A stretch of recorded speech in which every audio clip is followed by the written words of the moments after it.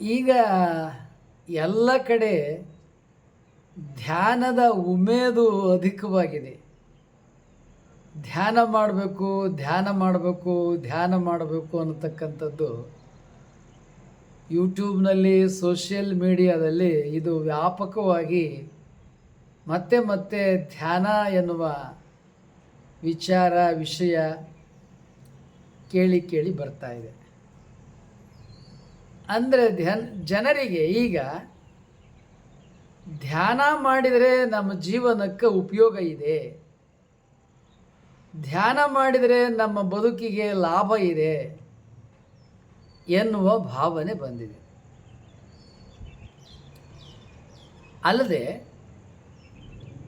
ಜನರಲ್ಲಿ ಏನೇನು ಭಾವನೆ ಬಂದಿದೆ ಧ್ಯಾನ ಎಂಬುದಾಗಿ ಹೇಳಿದರೆ, ಧ್ಯಾನ ಮಾಡಿದರೆ ನಮಗೇನು ಬೇಕು ಎಲ್ಲ ಸಿಗ್ತದೆ, ಎಲ್ಲ ದೊರೀತದೆ. ರೋಗ ಇದ್ದರೆ ರೋಗವಾಸಿ ಆಗ್ತದೆ, ಹಣ ಬೇಕಾದರೆ ಹಣ ಬರ್ತದೆ, ಉದ್ಯೋಗ ಬೇಕಾದರೆ ಉದ್ಯೋಗ ಸಿಗ್ತದೆ. ನಮ್ಗೆ ಏನೇನು ಅಪೇಕ್ಷೆಗಳು ಇವೆ ಆ ಎಲ್ಲ ಅಪೇಕ್ಷೆಗಳನ್ನು ಧ್ಯಾನ ಮಾಡಿದರೆ ಪಡೆದುಕೊಳ್ಳಬಹುದು ಎನ್ನುವ ಭಾವನೆಗಳು ಜನರಿಗೆ ಈಗ ಬಂದಿದೆ. ಈ ಧ್ಯಾನದ ಬಗ್ಗೆ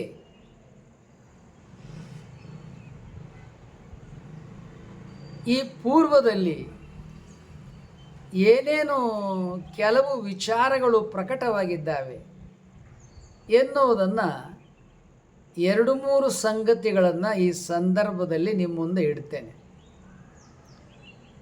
ಒಂದು ಕಡೆ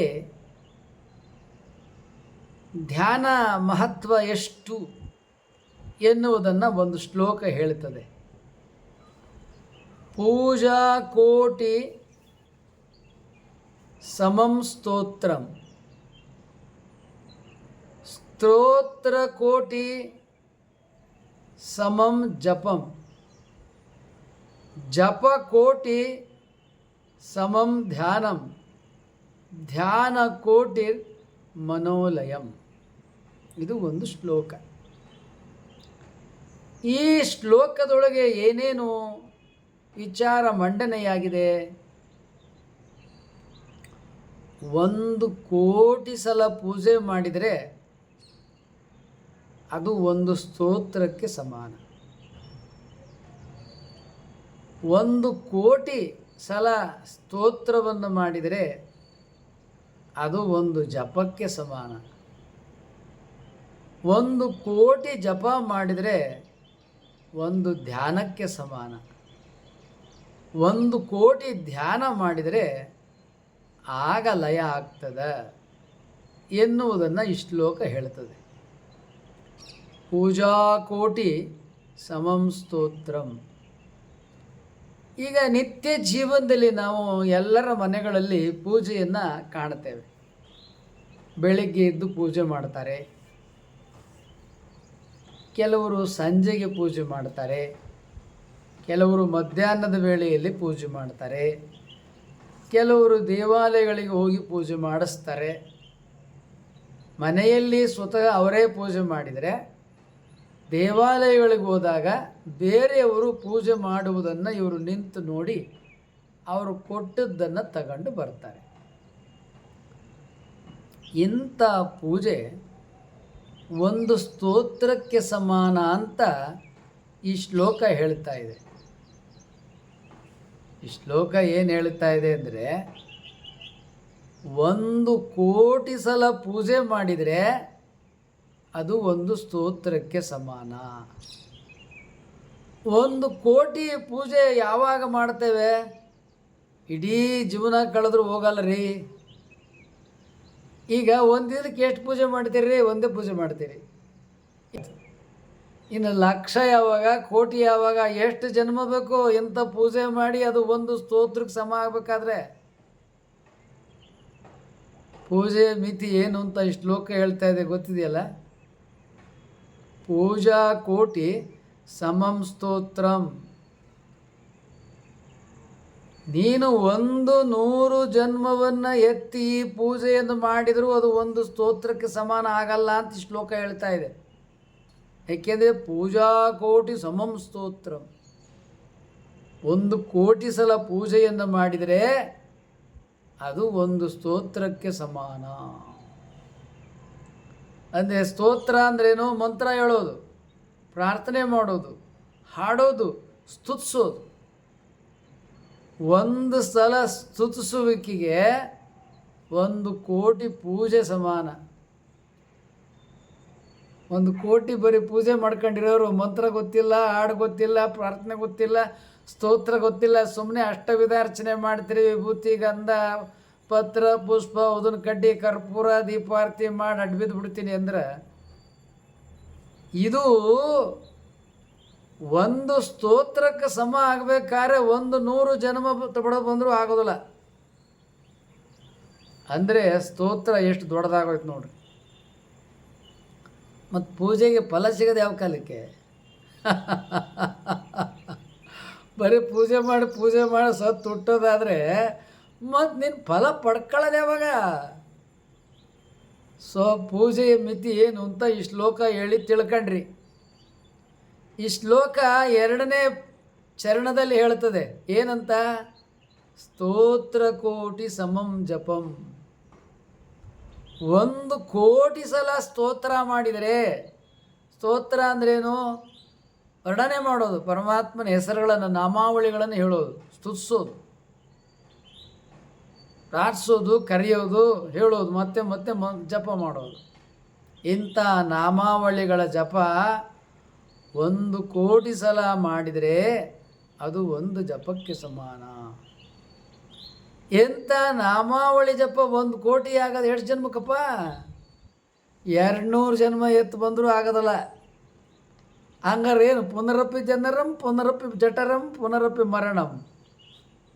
ಮತ್ತೆ ಹುಟ್ಟು ಮತ್ತೆ ಸಾಯಿ, ಮತ್ತೆ ಹುಟ್ಟು ಮತ್ತೆ ಸಾಯಿ. ಎಷ್ಟು ಜನ್ಮಗಳವರೆಗೆ? ಇದೇ ಶ್ಲೋಕ 3ನೇ ಚರಣದಲ್ಲಿ ಹೇಳುತ್ತದೆ, ಜಪ ಕೋಟಿ ಸಮಂ ಧ್ಯಾನಂ. ಜಪ ಅಂದ್ರೇನು? ಈಗ ನಾವು ರುದ್ರಾಕ್ಷಿಯನ್ನು ಇಟ್ಕೊಂಡು ಜಪ ಮಾಡ್ತೇವೆ. ಈ ಜಪ ಮಾಡಿದಾಗ ಇದರೊಳಗೆ ಎಷ್ಟದ? 108 ಮಣಿ ಇದೆ. 108 ಮಣಿಯನ್ನು, ರುದ್ರಾಕ್ಷಿಯನ್ನು ಜಪ ಮಾಡ್ತಾ ಹೋಗೋದು. ಅದು ಜಪ ಅಂತ ಕರೆಸ್ಕೊಳ್ಳೋದು ಯಾವಾಗ? 1,08,000 ಮಣಿಯನ್ನು ಎಣಿಸಿದಾಗ, ಮಂತ್ರವನ್ನು, ಶ್ಲೋಕವನ್ನು, ಜಪವನ್ನು ಮಾಡಿಕೊಂಡು ಜಪಿಸ್ಕೊಂತ 1,08,000 ಮಣಿಯನ್ನು ಎಣಿಸಿದರೆ ಆಗ ಅದು ಒಂದು ಜಪ ಆಗ್ತದೆ.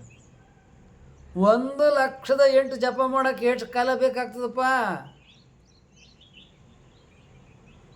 1 ಗಂಟೆ ಪೂಜೆ ಮಾಡಿದರೆ 1,008 ಮಂತ್ರ ಜಪ ಆಗ್ತದೆ. ನೀವೆಲ್ಲರಪ್ಪ 1 ಗಂಟೆ ಪೂಜೆ ಮಾಡ್ತೀರಿ?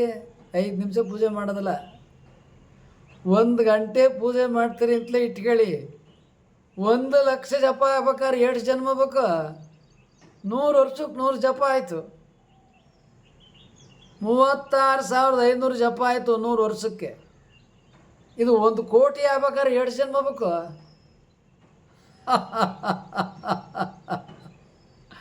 ಕೆಡ್ತಲ್ಲ ಕೆಲಸ ಅಂತೀರಾ? ನಮಗೇನು ಅಜ್ಞಾನ ಅಂತೀರಾ? ನಮಗಿದ್ರ ವಿಚಾರನೇ ಗೊತ್ತಿಲ್ಲ ಅಂತೀರಾ? ಸೊ 1,000,000 ಜಪ ಮಾಡಿದರೆ ಅದು ಒಂದು ಧ್ಯಾನಕ್ಕೆ ಸಮಾನ. 1,000,000 ಜಪ ಆಗೋದು ಎಷ್ಟು ಜನ್ಮಕ್ಕೆ? ನಂತರ 1,000,000 ಧ್ಯಾನ. ಧ್ಯಾನ ಕೋಟಿರ್ ಮನೋಲಯಂ. 1,000,000 ಧ್ಯಾನ ಆದರೆ ಆಗ ಮನಸ್ಸು ಲಯ ಆಗ್ತದೆ. 1,000,000 ಧ್ಯಾನ ಆಗೋದು ಯಾವ ಕಾಲಕ್ಕಪ್ಪ? ಎಷ್ಟು ಜನ್ಮಕ್ಕಪ್ಪ? ಈಗ ಜಪ ಆಗ್ಬೇಕಾದ್ರೆ ಎಷ್ಟೋ ಜನ್ಮ ತಗೋತದೆ, ಧ್ಯಾನ ಆಗ್ಬೇಕಾದ್ರೆ ಎಷ್ಟೋ ಜನ್ಮ ತಗೋತದೆ. ಇನ್ನು ಲಯ ಆಗೋದು ಯಾವ ಕಾಲಕ್ಕೆ? ಮತ್ತು ನೀನು ಧ್ಯಾನ ಮಾಡಿ ಸಿದ್ಧಿಯನ್ನು ಗಳಿಸ್ಕೊಳ್ಳೋದು ಯಾವಾಗ? ದೈವಾನುಗ್ರಹವನ್ನು ಪಡ್ಕೊಳ್ಳೋದು ಯಾವಾಗಪ್ಪ? ಅಂದ್ರೇನು? ಇಲ್ಲಿ ವಿವರಿಸಿ ಹೇಳ್ತಾ ಇದ್ದಾರೆ, ಧ್ಯಾನ ಕೋಟಿರ್ ಮನೋಲಯಂ.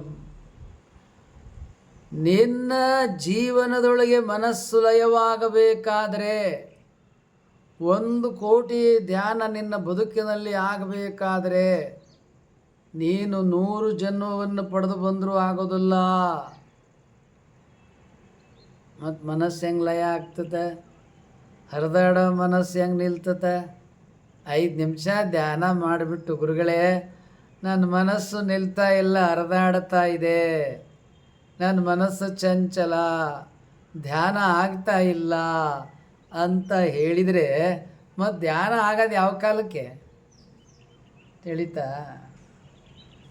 ಪೂಜೆಯ ಮಿತಿ, ಸ್ತೋತ್ರದ ಮಿತಿ, ಜಪದ ಮಿತಿ, ಧ್ಯಾನದ ಮಿತಿ, ಲಯದ ಮಹತ್ವವನ್ನು ಈ ಶ್ಲೋಕ ಹೇಳ್ತಾ ಇದೆ. ನಮಗೆ ನಾವೇ ಪೂಜೆ, ಜಪ, ಸ್ತೋತ್ರ, ಧ್ಯಾನ ಮಾಡ್ಕೊಂಡು ಕುಂತ್ರೆ ಅದು ಯಾವ ಕಾಲಕ್ಕೂ ಲಯ ಆಗಲ್ಲ. ಅದಕ್ಕಾಗಿಯೇ ಮಹಾತ್ಮರು ಹೇಳ್ತಾರೆ, ಶ್ರೀ ಗುರು ವಚನೋಪದೇಶವನ್ನು ಆಲಿಸಿದಾಗ ಅಹುದು ನರರಿಗೆ ಮುಕುತಿ. ಯಾವ ಗುರು ತನ್ನ ಬದುಕಿನಲ್ಲಿ ಇದನ್ನು ಸಾಧ್ಯ ಮಾಡಿಕೊಂಡಿದ್ದಾರೆ ಅಂಥ ಗುರುಗಳ ಸನ್ನಿಧಿಗೆ ಹೋಗಿ ಆ ಧ್ಯಾನ ಮಾರ್ಗವನ್ನು ಪಡೆದುಕೊಂಡ್ರೆ ನೀನು 1000 ಜನ್ಮದಲ್ಲಿ ಪಡೆದುಕೊಳ್ಳಬಹುದಾದದ್ದನ್ನು 1 ದಿನದಲ್ಲಿ ಗುರುವಿನಿಂದ ಪಡೆದುಕೊಳ್ಳಬಹುದು. ಪಡೆದುಕೊಂಡು ನೀನು ಧ್ಯಾನ ಮಾಡಿದರೆ ನೀನು ನಿನ್ನ ಬದುಕಿನಲ್ಲಿ ಇದೇ ಜನ್ಮದಲ್ಲಿ ಸಾಧಿಸಿಕೊಳ್ಳಬಹುದು. ಇದು ಧ್ಯಾನ. ಏನು ಧ್ಯಾನದ ಉಮೇದು ಬಂದಿದೆ, ಧ್ಯಾನ ಮಾಡ್ತೀವಿ, ಬೇಡಿದ್ದೆಲ್ಲ ಪಡ್ಕೊಂಡು ಬಿಡ್ತೀವಿ ಅಂತ ಹೇಳ್ತಕ್ಕಂಥ ಭಾವನೆ ಮಾಡಿರ್ತಕ್ಕಂಥವರು ಧ್ಯಾನ ಅನ್ನುವುದು ಸುಲಭವೇ, ಸರಳವೇ ತಿಳಿಯಿರಿ. ಇದಕ್ಕಾಗಿ ಬಸವಣ್ಣನವರು ಒಂದು ವಚನದಲ್ಲಿ ಹೇಳ್ತಾರೆ, ಕೋಟಿ ಜಪಂ ಕೋಟಿ ಅನುಕೋಟಿ ಜಪವ ಮಾಡಿ ಕೊಟಲೆಗೊಳ್ಳಲದೇಕೆ ಮನವೇ ಕಿಂಚಿತು ಗೀತವಲ್ಲಂತ ಕೋಟಿ ಜಪ ಕೂಡಲ ಸಂಗಲ ಶರಣರ ಕಂಡು ಆಡಿ ಹಾಡಿ ಬದುಕು ಮನವೇ